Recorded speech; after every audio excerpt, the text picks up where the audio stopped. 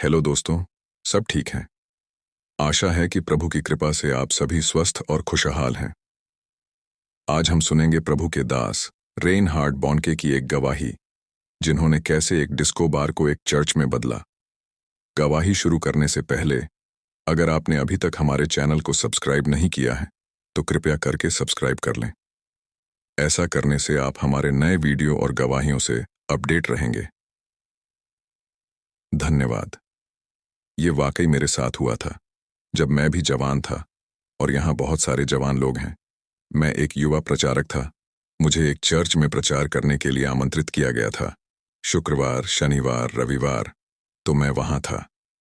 मैंने उस शाम को लगभग 200 लोगों को प्रचार किया और मैं बहुत हैरान हो गया। सारे लोग जो आए थे वे बूढ़े थे।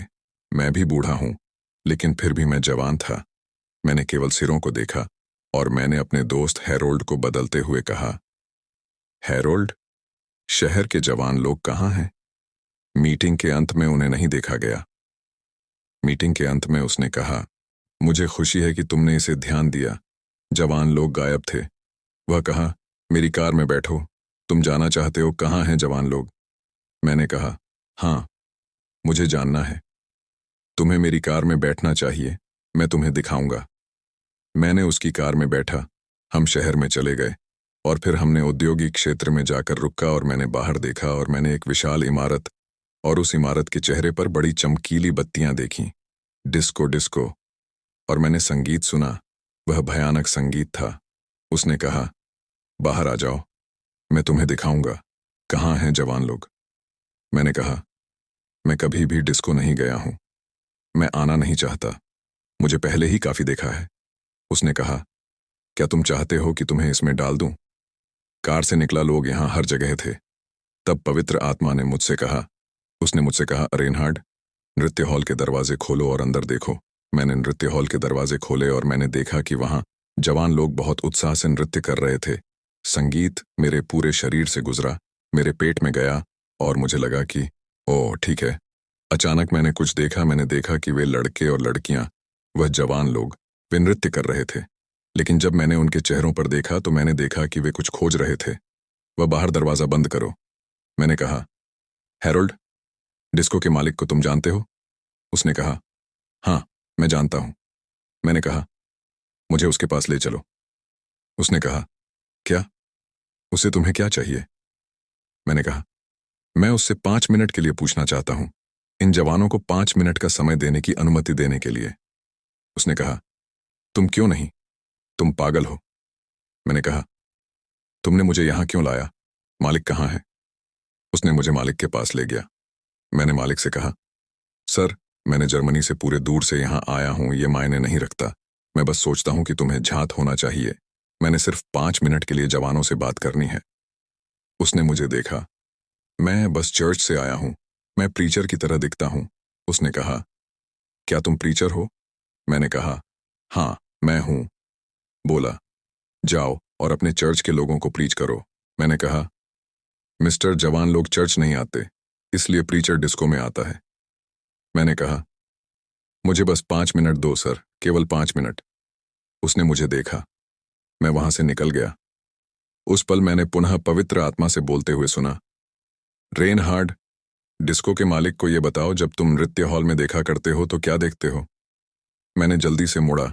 मैंने उसके बाजू में पकड़ा। मैंने कहा, सर, बस मिनट के लिए मुझसे एक सवाल कर सकते हो? क्या है यह?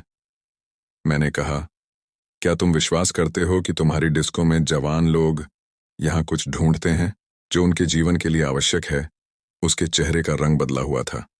उसने कहा, यह अजीब है कि तुम ये कह रहे हो कि बस हाल के हफ्तों में कई बार मुझे लगता है कि जवान लोग यहाँ वह नहीं पा रहे हैं जो उन्हें जीवन में चाहिए। वाह, मैंने कहा, सर, कृपया 5 मिनट। उसने कहा, ठीक है, मैंने तुम्हें 5 मिनट दिए हैं, लेकिन केवल 5 मिनट। आज रात नहीं। उसने कहा, कल रात, माइक्रोफोन के लिए 5 मिनट। मैं इतना खुश था कि मैं उसे लगभग हक देता। मैं इतना खुश था। और फिर जब मैं कार की ओर बढ़ा, मैंने सोचा, अब मैंने कितना मूर्ख था। मैंने क्यों केवल 5 मिनट के लिए पूछा? मैंने कहा, प्रभु, मुझे मेरी मूर्खता क्षमा करो। मैंने 5 मिनट की कहानी उसके मन में डाली।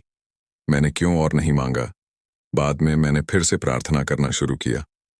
मैंने कहा, प्रभु आपने 6 दिनों में दुनिया बनाई है, तुम 5 मिनट में एक डिस्को को बचा सकते हो। अगले दिन मैं पहले चर्च गया। मैंने ग्रे हेड्स को प्रीच किया।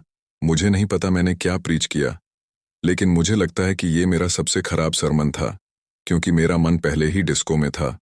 मीटिंग के बाद मोमेंट मैंने जो लोगों के साथ था, उनके साथ मैं वही गया जहां मैं था। लोगों के साथ बदला और स्वयं को कैजुअल में बदला। जैसा कि संभावना है, मैंने वहां पहुंचना चाहता था कि एक प्रीचर के रूप में नहीं। और 11:30 बजे रात मैं डिस्को में प्रवेश किया। इस बार यह जाम पैक था। मैं सोचता हूं, दोबारा इतने ही अधिक लोग, इतने कई लोग, ताकि हम उन्हें उसे वहां हमारे कहते हैं कि अफ्रीका में स्किन कांटेक्ट। आपको पता है, ये काफी टाइट होता है। मैंने वहां बार पर बैठकर मिडनाइट की घड़ी का इंतजार कर रहा था। चिंता न करें, मैंने सिर्फ एक कोका कोला पिया था। मैं हमेशा अमेरिकी अर्थव्यवस्था का समर्थन करता था। और फिर घड़ी की ओर बढ़ा। मेरा हाथ उठा। 5 मिनट के लिए प्लेटफॉर्म पर चढ़ा। डीजे के हाथ से माइक्रोफोन निकाला और मैंने कहा, बैठो, मैंने पूरे जर्मनी से यहां आया हूं। मेरे पास कुछ महत्वपूर्ण बातें हैं जो मैं तुम्हें कहना चाहता हूं। मैंने बहुत तेजी से बोला, क्योंकि मेरे पास समय नहीं था। और फिर सभी बैठ गए। और फिर मुझे पता चला कि डांस हॉल में कुर्सियां नहीं होती हैं। वे सभी जमीन पर बैठ गए और मैंने प्रीच करना शुरू किया। और अचानक पवित्र आत्मा आई और मैं बोल रहा था और प्रीच कर रहा था। मैंने देखा कि 1 मिनट बीत गया था और अचानक मैंने शॉपिंग सुना। मैंने लोगों को देखा कि सफेद जवान लोग अपनी आंसू पोंछ रहे थे। मैंने हैंकरचीफ और टिश्यू हर जगह देखा। और जब आप आंसू देखते हैं, तो आपको यह पता होना चाहिए कि यह एक ऑल्टर कॉल के लिए समय है। मैंने कहा, सभी अपने सिर झुकाएं। जिनमें से कौन इस आशीर्वादित यीशु को प्राप्त करना चाहता है, जो तुम्हें पाप से बचाने के लिए और उसके यथार्थ रक्त द्वारा तुम्हें पाप से धोने के लिए मर गया है। मैं तुम्हें बता दूं। सभी हाथ ऊपर आए। धन्यवाद।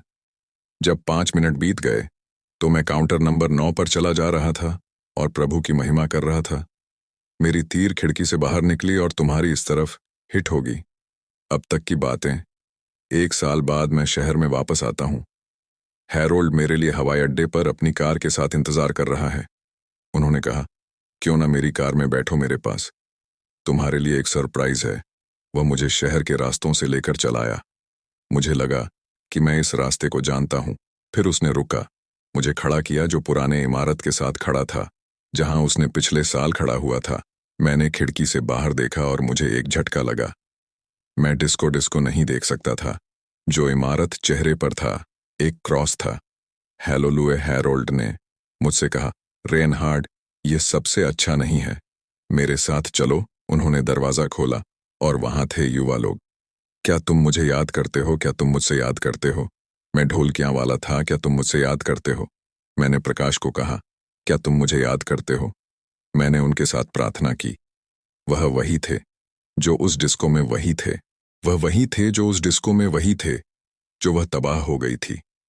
और युवा लोगों ने उस इमारत को आबाद कर लिया और उन्होंने उसे जल्दी से अपने में डाल लिया। क्या यह नहीं शानदार है? धन्यवाद। हेलोलुया।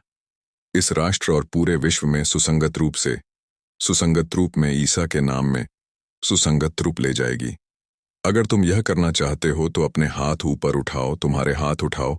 पवित्र आत्मा अब बरसने वाला है। तुम्हें पता है कैसे होता है? एक समझौते से हम एक आवाज में प्रार्थना करेंगे। हम होली हल्लुयाह चिल्लाएंगे।